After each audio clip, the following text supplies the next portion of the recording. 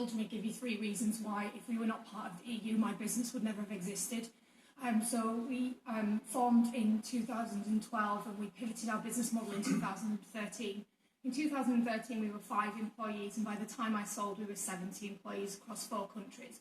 So in 2.5 years we'd managed to achieve something like 400% year-on-year growth. And there are 3 reasons that we wouldn't have been able to do that without the EU. The first is market.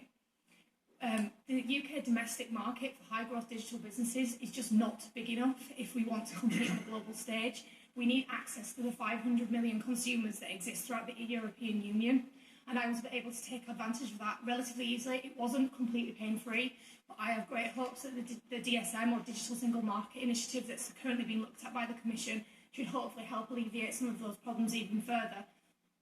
The second reason I strongly believe that I wouldn't be here if we were not inside the EU is capital. So London forms a bridge between the US and Europe for the inflow of venture capital. We see that where some of the best and most high-profile VC investor, Accel Partners, who invested $6 million into my business. They were the early backers of Facebook, and they chose to headquarter their practices in the EU. The same goes for Index, which is also a Silicon Valley company, and I can rattle off about 30 other venture houses. And those guys are really worried that if we come out of the EU, they're going to have to move, because for efficiency's sake and access to the greatest possible market, you're looking at Berlin as a rival centre for them to move their companies to, and we'll bypass that flow of American capital completely.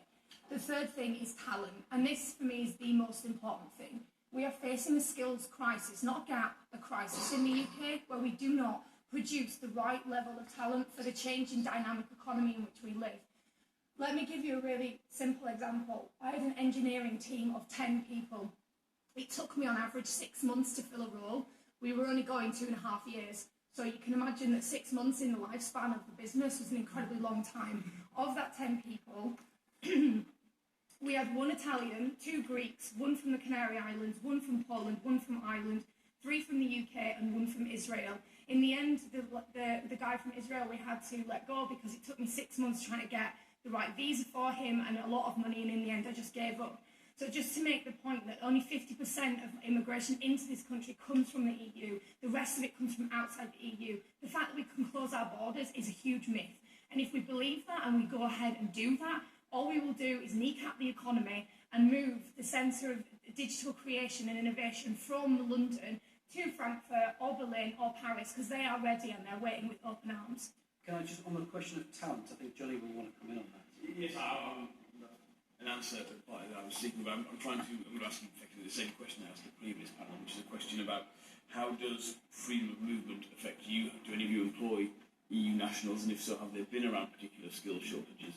And how would it affect you if there was a greater regulatory process to do that? And I should warn you, I have to leave immediately after you answer, but please be sure I'm not storming out. I'm busy at 11:30. So Alex, if you can say maybe a little bit more about that, then we'll go through the rest of the panel. Well, I mean, my business offered work for both the UK and EU nationals on the platform in the form of cleaning, but also we employed, I think I worked out, we were somewhere like 60% EU nationals and 40% UK. Now, I'd like the last lady on the previous panel, you know, we hire whoever's the best person.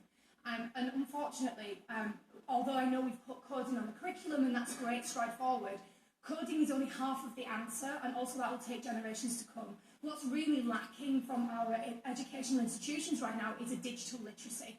So it's not just about development and engineering, it's about product management, it's about performance marketing, it's about data analytics. All of those 3 titles I've just given you, if I ask a 16-year-old on the street, what are they interested in those jobs, they will have no idea what those jobs are. 50% of my engineering team was self-taught. That meant they went and got a book and sat in their bedroom and taught themselves how to do. Our institutions are not keeping up with the changing environment, and it's not just us, it's the world over. The US has this exact same problem. So we are in a global race for talent here, not in a European or even a domestic one. I'd just like to make an important point.